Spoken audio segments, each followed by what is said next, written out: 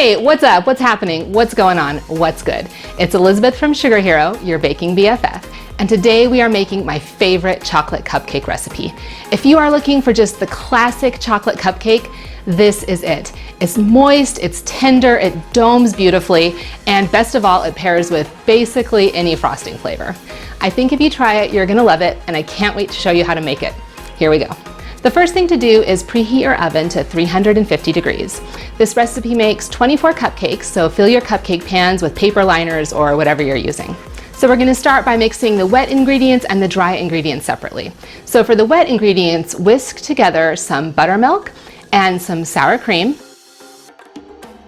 And if you're using it, espresso powder. Now you can totally omit it and it's fine, but if you have it, I recommend adding a little bit. It doesn't make your cupcakes taste like coffee, it just really intensifies and deepens the chocolate flavor. Once that's whisked, let's turn our attentions to the dry ingredients.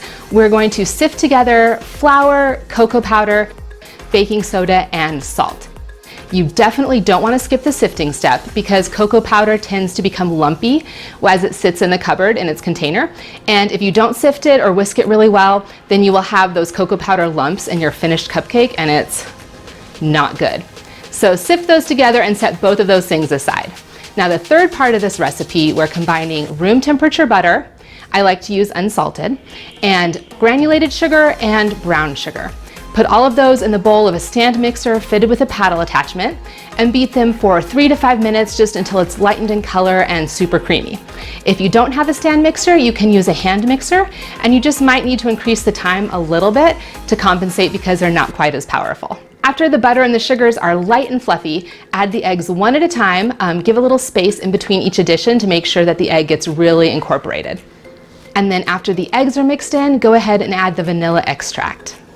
Now we're going to add those wet and those dry ingredients from earlier, and we're going to alternate adding small amounts of them to the batter as the mixer runs on low.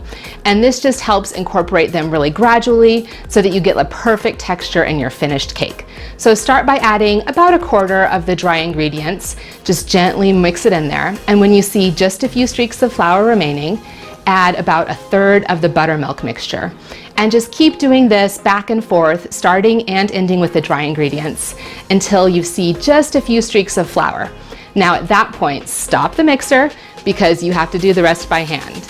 Grab a rubber spatula and scrape down the bottom and the sides of the bowl really well to make sure there aren't any stray pockets of butter or flour that haven't been mixed in, and just give it a really gentle once or twice over to make sure your batter is smooth and perfect. I like to use a scoop to portion out my cupcakes so they're all completely equal. You want to fill them about 2/3 full because they will rise as they bake. So bake them at 350 degrees Fahrenheit for about 20 to 22 minutes. And to tell if they're done, you can use the fingertip test. So take your finger and just lightly press on the top of the cupcake. And if it springs back when you press on it, then your cake or your cupcakes are perfectly done. Take them out of the oven and let them cool completely at room temperature before frosting them with your favorite frosting. Now, I'm a chocoholic, so I love these with a chocolate frosting, but they also go well with vanilla, any kind of fruit flavor, or like a salted caramel is so good too. Like any homemade cupcake, these are really best in the first day or two that they're made because they don't have all the preservatives of a box mix. They are going to get a little stale as they sit. So if you're not going to eat them right away, if you need them to last for a few more days, definitely put them in the freezer. The freezer is best for preserving them. But if you can, I recommend really enjoying these right after they're made because there's nothing like a fresh made cupcake. I know if you try it, you're gonna love it too, and I can't wait to see your pictures and just hear how it goes for you. Please visit SugarHero.com for hundreds more dessert recipes guaranteed to make you a sugar hero in your home kitchen. Bye guys.